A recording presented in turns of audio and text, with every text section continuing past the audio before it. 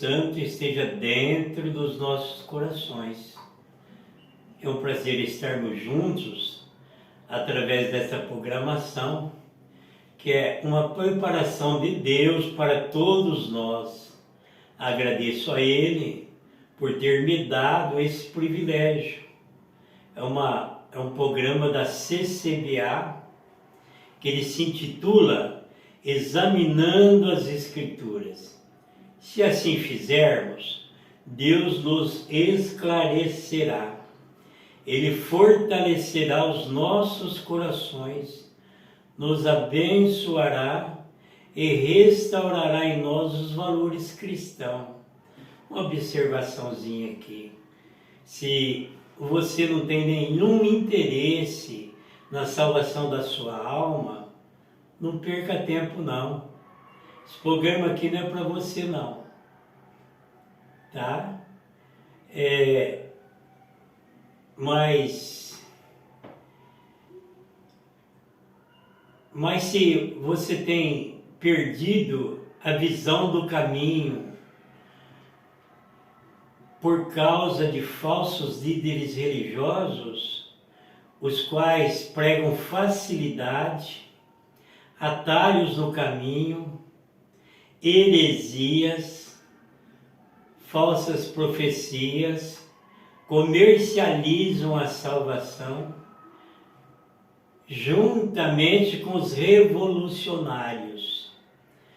As Escrituras nos diz no Salmo 119, no versículo 5, lâmpada para os meus pés e luz para os meus caminhos, a tua palavra. A palavra te iluminará novamente e renovarão as suas esperanças. No Evangelho de João, capítulo 3, verso 16, diz: porque Deus amou o mundo de tal maneira que deu seu Filho único, unigênito, para todo que nele crê, não pereça, mas tenha vida eterna. Deus ama a todos, sem fazer exceção, mostrando o seu tão grande amor através do seu Filho, nosso Senhor e Salvador Jesus Cristo. Ora, é muito triste quando alguém ama e aquele amor não é correspondido. Ou às vezes ele se sente até traído, apesar do amor que a pessoa tem, alguém ainda o trai. E aquele que trai é o que comete adultério, não é? Então presta atenção que nos diz aqui em Tiago, capítulo 4, versículo 4. Diz: adúlteros e adúlteras, não sabeis vós que a amizade com o mundo é inimizade com Deus? Portanto, qualquer que quer ser amigo do mundo, faz-se inimizade com Deus. Grave bem, gravada, a mensagem que você está ouvindo. Ela será de grande importância nesta vida e na vida que virá depois dessa. Se for preciso, ouve ela novamente, ou por várias vezes. Amigo verdadeiro que nas horas difíceis da vida nos socorre. Quando todos os abandona, Ele está conosco constantemente, em todo o tempo. É Ele que cura as nossas enfermidades. Nos oferece vida com abundância. E no futuro, uma vida eterna em glória. Devemos tudo fazer para não perder esta amizade. Não perder este amigo verdadeiro. É o que não aconteceu com o primeiro homem. Com o primeiro homem, o que ele fez? deixou ser iludido pela mulher, a mulher pela serpente, a serpente deixou-se ser instrumento do maligno. Essa passagem está em Gênesis, no capítulo 3, verso 1 ao 6. Desobediência esta, pela qual entrou a morte no mundo, a qual passa por todos os homens, não é verdade? Tem alguém aí que vai ficar para a semente? Ninguém, né? Então a morte passa por todos, né? Está lá em Gênesis, no capítulo 2, verso 17. Porque o salário do pecado é a morte. E em Romanos, capítulo 6, verso 23. Mas, amando Deus ainda o homem, enviou seu Filho ao mundo para todos o que nele cresce e exercesse fé, viesse novamente ter vida, a vida eterna. Vida eterna. A palavra de Deus nos fala de duas mortes, né? Primeira morte, que é a física, e depois a espiritual.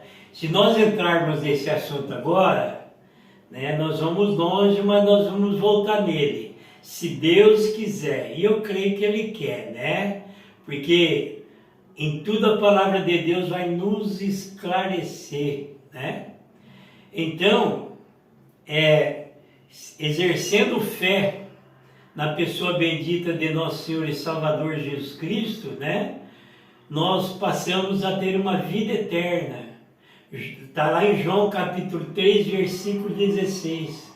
Porque Deus amou o mundo de tal maneira que deu seu Filho unigênito para todos os que nele crê, não pereça, mas tenha vida eterna.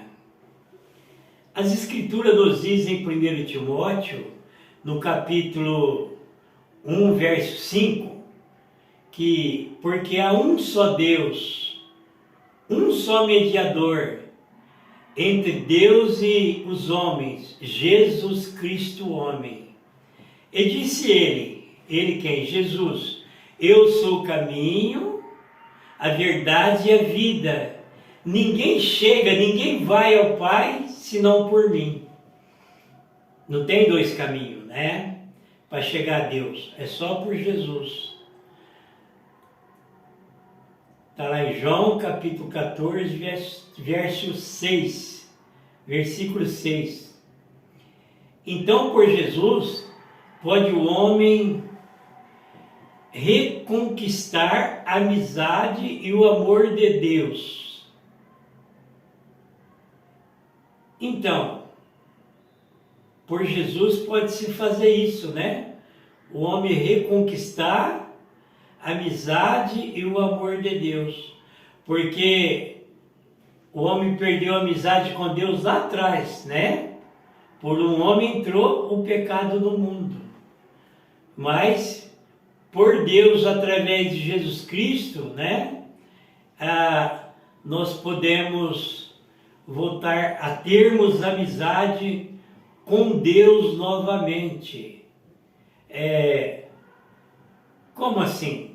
Observando o primeiro mandamento, que está lá em Marcos capítulo 12, versículo 19. Marcos capítulo 12, verso 29 e 30. Amarás ao Senhor teu Deus de todo o teu coração, de toda a tua alma, de todo o teu entendimento e de toda a tua força. Né? Então, para ser amado tem que amar também. Só que nós não podemos fazer isso pela metade. Nós temos que amar a Deus de todo o nosso coração, de todo o nosso entendimento, de toda a nossa alma e de todas as nossas forças também, não é verdade? E Deus não quer coração dividido. Ele não mora de parede a meia. Então, se nós guardarmos esse que é o primeiro mandamento, né, que o segundo é amar o próximo como nós mesmos. Então, quando é que o amor entre o homem e Deus é recíproco? Está lá em João capítulo 14, verso 23. Jesus respondeu e disse-lhe: se alguém me ama, guarda a minha palavra, e meu Pai o amará, e viremos para ele, e nele faremos morada. Olha que coisa gloriosa! Se alguém me ama, guardará a minha palavra. Guardará a minha palavra.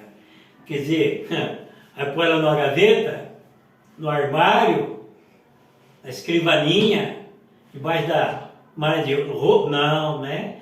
A palavra de Deus tem que estar escrita nas tábuas de carne dos nossos corações. Porque tem um ladrão, né? É um ladrão espiritual que se usa das coisas materiais, né? Para roubar o que é de Deus, do nosso sentimento, dos nossos corações. Então nós temos que guardar a palavra. E se alguém ama a Deus, disse Jesus aqui, ele guarda a sua palavra. E olha que coisa gloriosa. Se nós guardarmos a palavra, diz Jesus, eu e meu Pai viremos para ele e nele faremos morada. Então nós amando a ele, é nós nele e ele em nós. Olha que coisa linda, né? É nós no Senhor e o Senhor em nós. O Pai, o Filho e o Espírito Santo também, né? Ainda em João capítulo 14, verso 15, verso 15, diz, se me amardes, guardarei os meus mandamentos. Se me amardes, guardareis os meus mandamentos. E se nós não guardamos? Se nós não guardamos, é sinal que nós não amamos. Então tem que guardar a palavra e tem mandamento para guardar também. Está pensando que as coisas de Deus é bagunçada? As coisas de Deus têm ordem, não é verdade? Pensa que lá no céu é uma bagunça? Por isso que nós temos que nos preparar aqui, para entrar numa multinacional, numa escola, né? Num grau maior, um ambiente requintado. Tem que ter preparação, né? Não é verdade? E quanto mais no céu. Então, tem os seus mandamentos. Então, se nós guardarmos os seus mandamentos, né, é sinal que nós o amamos. Se nós não guardamos, é porque não amamos, né? Nos enganamos a nós mesmos. Então, diz aqui, né? Para nós entendermos, nós brasileiros vivemos em um regime de democracia, o qual é regido por uma constituinte. A constituinte do cristão é o Evangelho, considerando ela que determina. Quem que determina? A constituinte. A constituinte do cristão sendo o Evangelho, quem que tem que determinar? Ou nós somos determinados por quem? Pelo Evangelho. Quando sai dela, da constituinte, se gera uma polêmica. Não vê quanta polêmica na nação? Não é verdade? No meio político, estou criticando ninguém. Por quê? Né? Saiu de lá. Saiu dela, vira polêmica. Se nós sairmos do Evangelho, o que acontece? Vira polêmica? Não. Com Deus não tem polêmica. Entre o povo tem, mas nas coisas de Deus não tem. Então, se nós sairmos do Evangelho, nós desagradamos a Deus. Sejamos simples, mais prudentes. Simples, mais prudentes. Simples, mais prudentes, tá? Nós somos salvos pela graça ou salvos pelas obras? De acordo com as Escrituras, a doutrina do salvo sempre salvo, ela é bíblica, está lá dentro da Bíblia, salvo sempre salvo. É assim que as Escrituras ensinam. Você já leu os Salmos de número 1? Você viu lá quem são os bem-aventurados? Viu o que é o conselho dos ímpios? Ou quem anda no conselho dos ímpios? Viu a respeito do caminho dos pecadores? A roda dos escarnecedores? Se seu líder religioso, o seu líder religioso já ensinou em Mateus capítulo 7, verso 13 e 14, sobre a porta estreita e a porta larga? Já viu os que pregam nas igrejas ou nos meios de comunicação pregarem Apocalipse capítulo 20, verso 15, o verso 11 até o 15, verso 11 em diante até o 15? Vocês já viram? Os que pregam nas igrejas e pelos meios de comunicação pregar Apocalipse capítulo 20, pelo menos do verso 11 até o verso 15. Já leu o verso 12? Que diz, o verso 12, né? Que diz, e abriu-se os livros, e os mortos foram julgados pelas coisas que estão escritas nos livros, segundo as suas obras. Não estamos aproveitando, não estamos no jardim do Éden, mas no tempo da oportunidade. Nós não estamos no jardim do Éden, mas no tempo da oportunidade. Vamos aproveitar para nos achegarmos a Deus, aproveitar a oportunidade que Ele está nos dando, aproveitar essa rica oportunidade para chegarmos a Deus. Sejamos prudentes.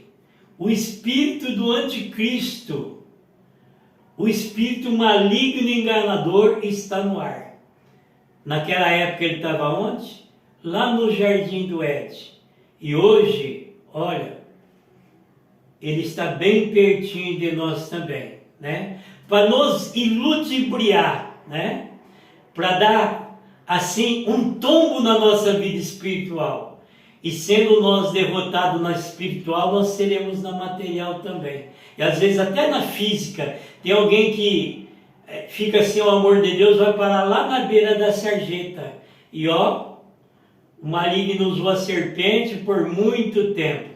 Foi devagarzinho, foi minando as forças de Eva. E sucessivamente, né? Eva para com Adão. Olha, seu adversário, por esses ensinamentos perversos que você tem ouvido, né? Já não está sendo minada as tuas forças. E já se está indo de você o primeiro amor. Aproveitamos o tempo da oportunidade, né? Até o próximo programa, examinando as Escrituras. Que Deus te abençoe, que Deus nos abençoe e até lá. Glória a Deus. Glória a Deus. Bendito Deus.